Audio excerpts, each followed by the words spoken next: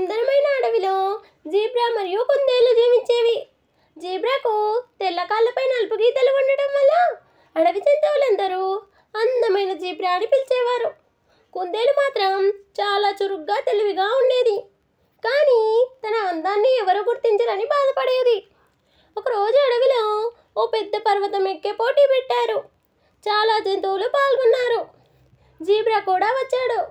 కుందేలు కూడా ఆసక్తిగా వెళ్ళింది. అయితే జీబ్రా నెమ్మదిగా ఎక్కుతుంటే కుందేలు తన దూకుడు వల్ల ముందు చేరింది.